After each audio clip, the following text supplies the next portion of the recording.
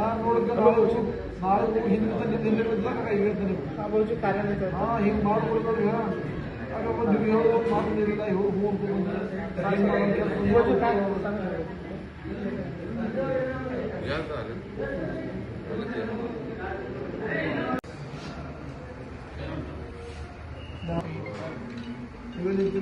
ನೀವು ಹೇಳೋದು ಮಾತುಗಳಿಲ್ಲ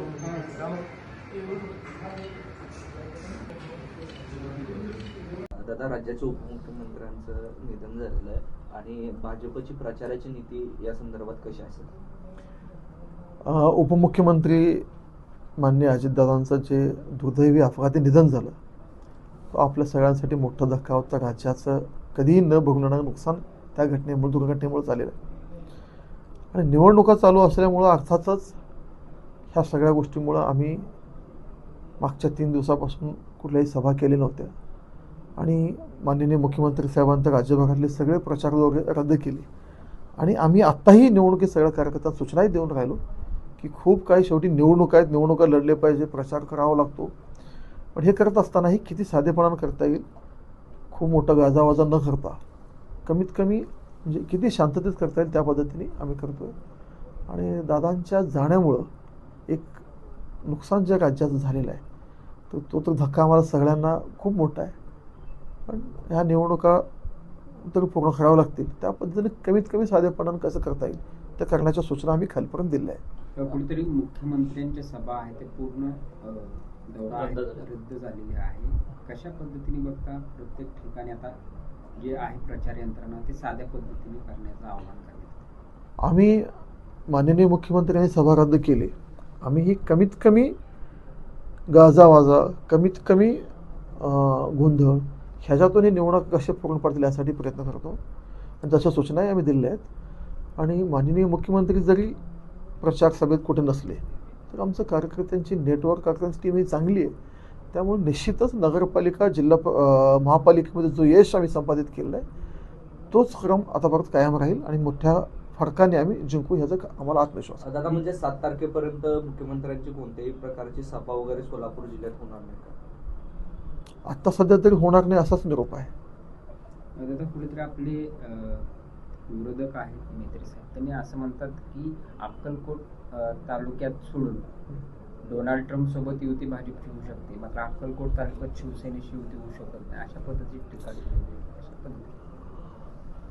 मेत्री साहेबांची टीका ही आम्ही दोघंही राजकारणात एकमेकांच्या विरोधात आहोत, शत्रू नाहीत ते, माझ्या विरोधात त्यांच्या विरोधात आम्ही दोघं एकमेकांच्या विरोधात लढलेलं आहे आणि अर्थातच दोघांच्या कार्यकर्त्यांचं नेटवर्क वेगळं आहे. दोघांच्या ते मूळचे काँग्रेसचे आणि आता नव्याने शिवसेनेत आल्यामुळं काँग्रेसचेच लोक शिवसेनेमध्ये असल्यामुळे ते पारंपरिक आमच्या विरोधात आहेत. त्यामुळं वरच्या लेवलला जर युती असले तर ग्राउंडवर आमची युती होणं शक्य नाही, कारण गाव स्तरावर दोन्ही कार्यकर्ते एकत्र येऊन काम करू शकत नाहीत. त्यामुळे आम्ही तो निर्णय घेतलेला आहे. अक्कलकोटच्या पोलिसांच्या संदर्भात मेत्री साहेबांनी एक मिश्किल टीका केलेली आहे. ते असं म्हणतायत की महाराष्ट्राचं गृह खातं एवढं विशेष ऍक्टिव्ह आहे, त्यातल्या त्यात सोलापूरचं गृह खातं एवढं ऍक्टिव्ह आहे की त्यांना जे आहे ते नासा अमेरिका जे काय चंद्रावर करते त्याच्या संशोधनाचा तपास करायला त्यांना चंद्रावर पाठवलं पाहिजे. एकंदरीत की त्यांच्या सोबतच्यांवरती जे छापे वगैरे पडले त्या संदर्भात त्यांनी टीका केली. आता मेत्री साहेबांच्या आजूबाजूला कोण कोण बसतात उठतात, पोलिसांनी छापे करण्यासारखे लोक त्यांच्या आजूबाजूला बसतात का उठतात मला माहिती नाही. आणि पोलिसांनी एखाद्या चुकीच्या लोकांवर कारवाई करत असतील तर मेत्री साहेबांना काय वाईट वाटायचं किंवा झोपायचं काय कारण नाही त्याच्या? राजकीय दबावातून ह्या कारवाया होतात असं म्हणणं आहे. तर राजकीय दबावावर एका शिक्षकावर होत नाही, एखाद्या व्यावसायिकावर होत नाही. जे चुकीचे लोक असतील, एक तर राजकीय दबावानं अशा गोष्टी होतच नाही. चुकीच्या गोष्टी कोणी करत असतील आणि त्याच्यावर पोलिसांवर कारवाई होत असेल तर त्याचं समर्थन होऊ शकत नाही ना. असा कोणी व्यक्ती आहे का समाजातला सज्जन व्यक्ती आहे, चांगला व्यक्ती आहे, त्याच्यावर पोलिसांनी कारवाई केली? बिलकुल नाही. पोलीस चुकीच्या गोष्टी चुकीच्या काम करणाऱ्यांवर कारवाई करत असतील. आता ते चुकीचे काम करणारे लोक जर तुमच्यासोबत बसत उडत असेल तर तुम्ही त्याचा विचार करा. वर्षापासून अक्कलकोट तालुक्याचं नेतृत्व आपण करताय, अनेक विकास कामे जे ते आपल्या माध्यमातून सुरू आहेत, मात्र कुठेतरी मुख्य एकनाथ शिंदे यांनी निधी दिल्यामुळे ही कामं सुरू असल्याचा आरोप जो आहे तो आपल्यावरती लावला जातो. विरोधक असा आरोप देखील आपल्यावरती करतात. काय कुठेतरी श्रेयवादाची लढाई पाहायला मिळते विकासाच्या? बिलकुल श्रेयवादाची लढाई नाही. मी राज्याचे तत्कालीन उपमुख्यमंत्री आणि आजचे मुख्यमंत्री देवेंद्र फडणवीस साहेबांच्या नेतृत्वाखाली काम करतो. जे विकास कामं केले ते मान्य देवेंद्रजींच्या माध्यमातून केली, मान्य देवेंद्रजींकडून पाठपुरावा करून घेतले. अर्थात शिंदेसाहेब पण आमचे नेते, त्यांच्याबद्दल माझं काही म्हणणं नाही. पण जी लोक 100 खोके एकदम ओके म्हणत होते निवडणुकीच्या अगोदर, जे लोक निवडणुकीच्या अगोदर लाडकी बहीण बंद होतं, योजना बंद होणार असे म्हणत होते, ते आज निवडणुकीनंतर काँग्रेस शिवसेनामय झालेले आहेत. आणि आता कुठेतरी राजकारणात काहीतरी बोलायला लागतात, काहीच बोलायला जागा नाही, स्वतःचा खर्च तो काही नाही.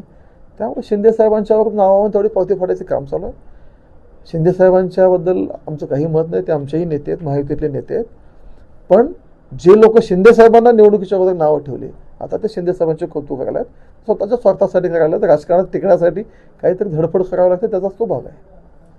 वर्षापासून अक्कलकोट तालुक्याचं नेतृत्व आपण करताय. अनेक विकास कामं जे ते आपल्या माध्यमातून सुरू आहेत. मात्र कुठेतरी मुख्य एकनाथ शिंदे यांनी निधी दिल्यामुळे ही कामं सुरू असल्याचा आरोप जो आहे तो आपल्यावरती लावला जातो. विरोधक असा आरोप देखील आपल्यावरती करतात. काय सांगू? कुठेतरी श्रेयवादाची लढाई पाहायला मिळते विकासाच्या मुद्द्यावर. बिलकुल श्रेयवादाची लढाई नाही. मी राज्याचे तत्कालीन उपमुख्यमंत्री आणि आजचे मुख्यमंत्री देवेंद्र फडणवीस साहेबांच्या नेतृत्वाखाली कामं करतो. जे विकास कामं केले ते मान्य देवेंद्रजींच्या माध्यमातून केली, मान्य देवेंद्रजींकडून पाठपुरावा करून घेतले. अर्थात शिंदेसाहेब पण आमचे नेते, त्यांच्याबद्दल माझं काही म्हणणं नाही.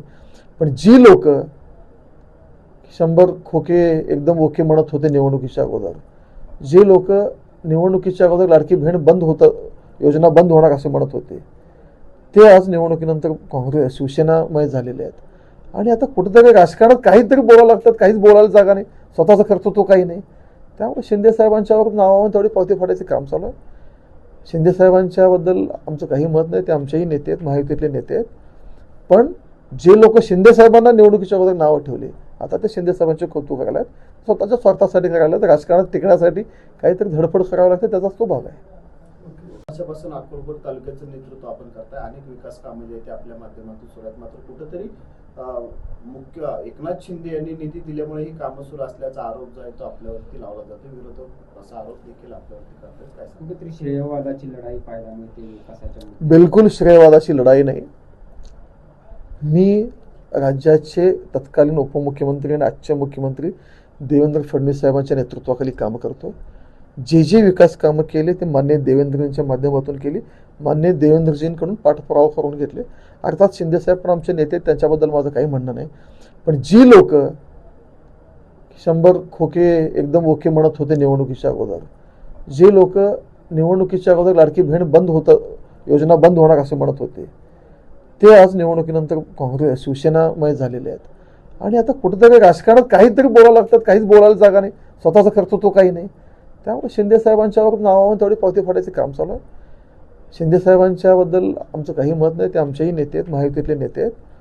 पण जे लोक शिंदेसाहेबांना निवडणुकीच्या अगोदर नावं ठेवली, आता ते शिंदेसाहेबांचे कौतुक करायला आहेत, स्वतःच्या स्वार्थासाठी करायला आहेत. राजकारणात टिकण्यासाठी काहीतरी धडपड करावं लागते, त्याचाच तो भाग आहे.